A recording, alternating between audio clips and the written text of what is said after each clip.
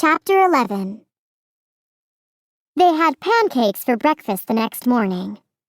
They looked just like star cakes to Cassie, only round. They tasted pretty similar, too. Cassie tried maple syrup for the first time and nearly poured the whole container onto her plate. It was so delicious.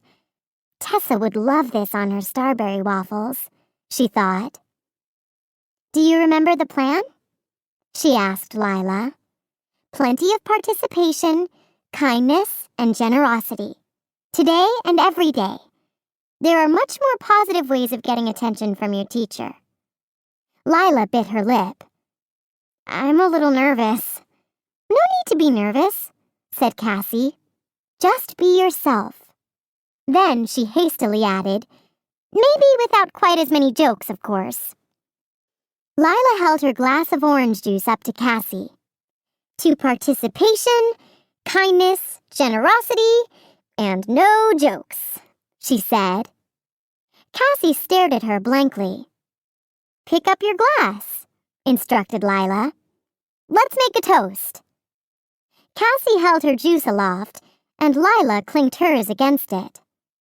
And Cassie made another Wishworld observation. Toast has more than one meaning on Wishworld. There was just one problem with the plan. Annabelle. Cassie knew that they only had 6 hours left to make Lila's wish come true, and the girl thwarted them at every turn. When Lila patiently raised her hand to answer a difficult math problem, Annabelle shouted out the answer. When Ms. Old walked into the classroom with a big stack of books in her arms, and Lila raced to the front of the room to help her, Annabelle leaned over and gave Lila a little push, so she accidentally knocked the books to the floor. Annabelle then made a big show out of helping the teacher pick them up, and Cassie stewed when Ms. Old gave Annabelle a grateful smile. Class, please pass your homework forward, Ms. Old said. Everyone reached into their folders and handed their work to the person in front of them. Ms. Old collected the sheets from the first person in each row and stacked them together. She flipped through the pages at her desk. Lila, I don't see yours. Did you forget to hand it in? She asked. Lila looked up, confused. No, she said. I handed it in. Ms. Olds looked again. I don't see it here, she said. Lila looked at Cassie nervously. Then, instinct must have kicked in. To Cassie's dismay, she started to say, Hey, Ms. Olds, would you get mad if... Cassie knew what was coming next. She shook her head at Lila. No jokes, she thought. Not realizing exactly what she was doing, she willed Lila's voice to lower in volume. And that's exactly what happened. Lila's mouth was moving, but no sound was coming out. Wow, thought Cassie. I guess I found my secret talent. She practiced on the next student who raised her hand. Ms. Olds, may I please be excused? The girl said, her voice increasing in volume with each word. She looked surprised. Cassie stared daggers at Annabelle, who was sitting primly at her desk, her hands clasped together. She knew the girl had to be the one who took Lila's homework. She pretended to be one thing, but was actually quite just the opposite. And she had all the grown-ups fooled. The bell rang for lunch. Lila shook her head as she walked out of the classroom with Cassie. Well, that didn't go so well, she said. And what do you think happened to my homework? But then Lila caught a look at Cassie's disappointed face. Come on, she said, trying to cheer Cassie up. No need to look so upset.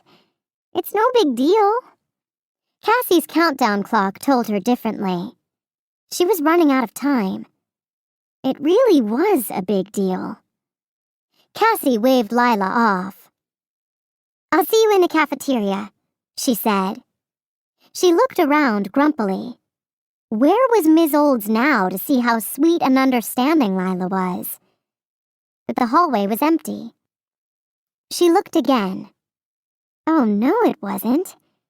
There, across the hall, staring back at her, was Scarlet. She was still sparkly, at least to Cassie, but she was wearing leggings and a large black sweater that looked like it had been eaten by moon moths over a bright pink shirt that peeked through all the holes. Her hair was almost entirely black, with pink bangs. But it was Scarlet just the same, and Cassie knew exactly what that meant. I know, said Cassie, shaking her head. My wish is in serious trouble. So what's going on? Asked Scarlet. Lady Stella is really worried. You know you're running out of time on the countdown clock, right? Cassie told Scarlet the whole story. Oh, that Annabelle sounds awful, said Scarlet. So what are we going to do? We have to figure out a way to help Lila look good in front of Ms. Olds, said Cassie, before the end of the school day, which is when the countdown clock will run out. Well, you'd better figure it out fast, said Scarlet. Cassie thought for a moment. Can you go down to the principal's office and tell her you're the new girl in class 261? Scarlet nodded. And then what? Cassie shrugged. And then she'll bring you upstairs, and then... Her voice trailed off. And then we'll figure something out.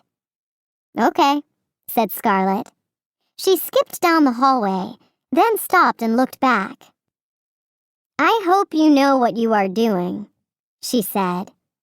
Cassie smiled and waved. She'd figure it out. She was sure of it. You never came to lunch, said Lila, when she found Cassie standing in the hallway outside of the classroom. You must be hungry. I brought you a snack. She handed Cassie a bag of some odd-looking twisty brown things.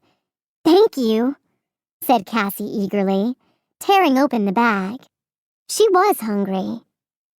So, can you continue to not tell jokes in class? She asked. Lila stared at the floor. It's hard, she said. Tell me a joke, said Cassie. Get it out of your system. Lila looked up. Why was the math book sad? She asked. I don't know, said Cassie. Why? Lila grinned. Because it had so many problems, she said. The two girls laughed. Then Lila grew serious.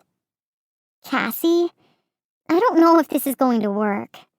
I don't think Ms. Olds is ever going to take me seriously as a student. Hey, would you humor me for a minute? Asked Cassie. Lila nodded. Cassie grabbed her hand. Sometimes, when I need strength and reassurance, I say these words out loud. It just makes me feel better and gives me focus. And then, even though she was not particularly fond of her mantra, she said it out loud. Listen to your feelings. Let your inner light sparkle. A tingle ran through Cassie. Lila must have felt it too, because her eyes widened. Wow, she said. I do feel better. Annabelle came bustling over to them. No eating in the hallway, she said. She grabbed the pretzels from Cassie's hand and tossed them into the trash. I was hungry, said Cassie. And that was mean. I'm going to tell Ms. Olds. Like she's really going to believe you over me, 3-time student of the month, Annabelle scoffed. She turned to Lila and gave her a cruel smile. Whatever happened to your homework? She asked. I bet I can guess, said Lila. You'll never prove it, answered Annabelle. With a sigh, Cassie and Lila headed into the classroom. Cassie had no idea what she was going to do when Scarlet arrived. But still, she was certain it was going to be good.